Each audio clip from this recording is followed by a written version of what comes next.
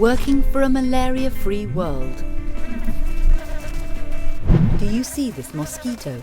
No? Okay, here it is. It looks inoffensive, but its bite can trigger a disease that killed about 800,000 people in 2010. Malaria. It is one of the worst plagues in the world. In recent years, a lot of effort has been put into decreasing the number of infections. Still, more work is needed to improve its control and to move closer to overcoming the greatest challenge, eradicating the disease. Imagine a place where an illness has killed somebody in almost every family. After being bitten by infected mosquitoes, people feel weak, suffer headaches and kidney disorders, sweat, vomit, shake with fever, and often end up dying. Most of the time they are children and pregnant women.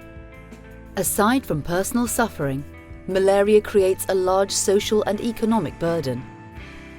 Poverty and malaria together exacerbate inequalities. This is the current situation in many of the 106 countries in the world affected by malaria. It is the most significant infection caused by parasites in the world. It potentially affects about 3 billion people. Of every 10 victims, 9 are from the poorest area of the planet, sub-Saharan Africa. It once hit Europe as well, but a set of interventions managed to eradicate it.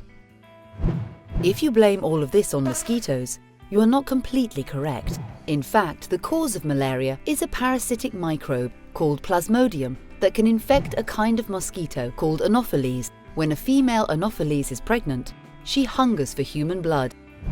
If she is infected by Plasmodium and bites a person, the parasite spreads through the blood. Within a few minutes, it reaches the liver, where it multiplies and transforms. After a period of about a week, the parasite is released back into the blood.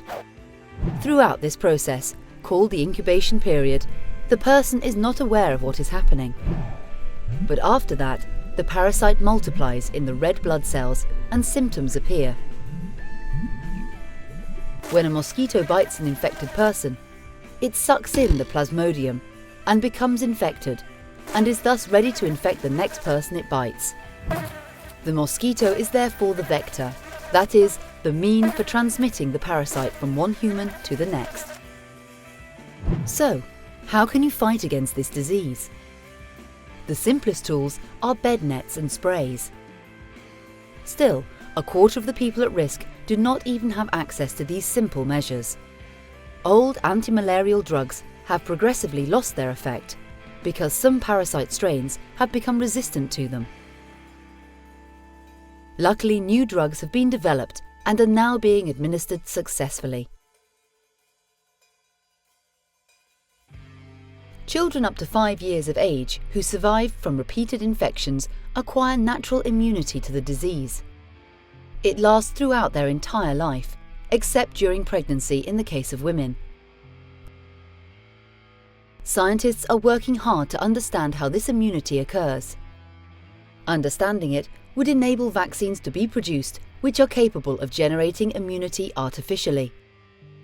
To date, an experimental vaccine tested in Africa has proven successful in more than half of the children who have received it.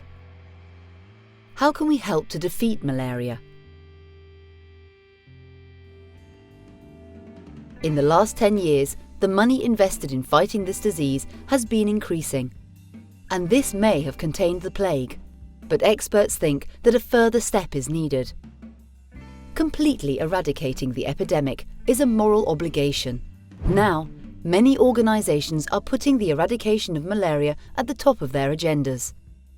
The Rollback Malaria Initiative, the Global Malaria Action Plan, and the Malaria Eradication Research Agenda are some examples. If this effort is considered a priority by more agents and also receives support from all of us, we might one day reach the dream of a malaria-free world.